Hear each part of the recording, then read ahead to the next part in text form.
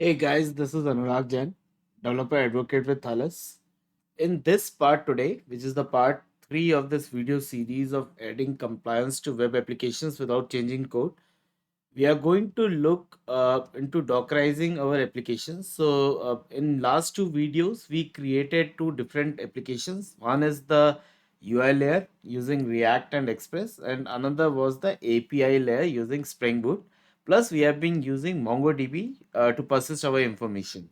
So in this small video today, we are going to put everything within Docker using a Docker compose.yaml file. You can do the same using Kubernetes or Docker Swarm or any other orchestration tool you prefer. But for the sake of this demo, I'm going to just use Docker compose.yaml to deploy all the three components, which is the Mongo database, the API layer, and the UI layer. And then we will move towards adding another container to the mix, and that will be the Thales data protection gateway container. But yeah, that's for next video. But today we are just going to deploy the two applications and the database, and they are the exact same applications: the React UI app that we created in part 2 and the Spring Boot app that we created in part 1 of the series. So I've just made minor corrections to the application because we will be deploying within Docker. I will come to these corrections later, but first let's see what's there in the docker compose.yaml file. In Docker Compose YAML file, basically I'm creating three different services. One is the MongoDB. I'm using the Mongo image from Docker Hub and the container name of MongoDB. The port I'm using is 27017, and I'm using a initialization file which looks something like this. So I'm creating a collection with name DPG with credentials root, and it's a read write collection. So I'm I'm creating MongoDB with that initialization. Then I'm creating another service which is front end, and that is our UI layer. So basically it's going into the temp UI folder. That's the name of my web application, the front end part. And it is invoking the Docker file within that UI application. So this is the Docker file it is running. I'm using the base image of Node, and then I'm copying the app and the package.json files, and then I'm running npm install with force flag. Finally, I'm just removing the cache and recreating it and running the same command, which is npm run dev and exposing port 3000.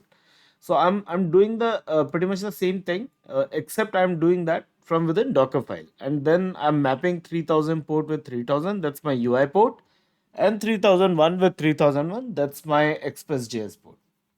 And the last piece to it is the container for the API, and that is the Spring Boot application that we created. So again, I'm invoking the Docker file, and this Docker file is it's more like Java kind of Docker file. So I'm using first I'm using Maven to compile the code, and once the build is done, ambient clean package is run, I'm using OpenJDK to use this build, which is created with this name, and run a java minus jar with that, and then I'm exposing 8080 because that's where my backend API application is running, and I'm mapping port 8080 with 8080 port itself. I've commented this. We will come to it later in the next video. And then I'm just using bridge as the network driver for our Docker application. So with this, I'm just going to run Docker Compose up. It will take around a minute to come up because it will be pulling all the images and everything. But once this is done, I have my Docker for desktop running here, and let me pull that. I should be able to see all the images and all the containers, popping up over here. Let's give it, few more minutes. Yeah. So see, DPG demo one was my application. API was one of the servers.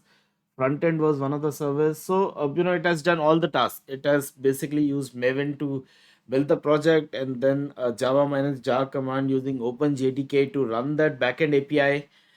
Then for the front end, it has used npm commands to first install all the dependencies, and then npm run dev Basically, the run dev is the command that is going to run our client app, the UI, and our server app, which is the Express service, both. And finally, it will also run MongoDB in our container environment itself. So before seeing the actual demo, just I would like to show some of the changes that I made to the UI and the backend to suit the containerized environment. So instead of using localhost 8080, I'm using API. So this is the service name. This is the service name that actually maps to the backend Spring Boot API, which is running on 8080. So in my Express code, I have replaced localhost 8080 with API 8080 in both the calls. And in my Spring Boot app, to talk to MongoDB, I was earlier using localhost here, and again, I replaced that with the service name. So for Mongo service, our service name is MongoDB. So these are the only two changes that I did on my application side to make sure that they behave well within the containerized environment. And I believe at this point we should have all the three services running. Looks good. So let's go to the browser and let's see if this API endpoint works fine. So yes, there's a blank data. Since I mapped my React app to 3000 only, so but now this time it is going within the Dockerized environment, right? So I can now go to user. Let's perform those operations again. Let me add the data, again some random data.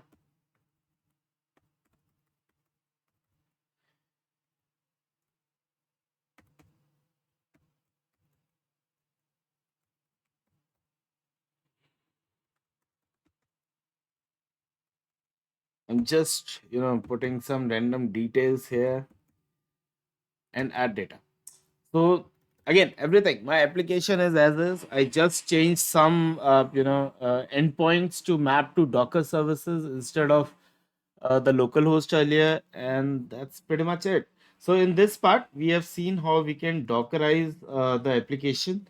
In the next part, we will add Thales Cipher Trust Data Protection Gateway and make some configuration changes to Cipher Trust Manager and see if we can use the existing application as is with Cipher Trust Data Protection Gateway to transparently encrypt the data.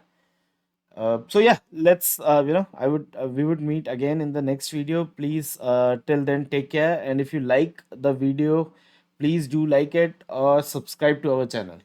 Till then, thank you so much for watching my video again.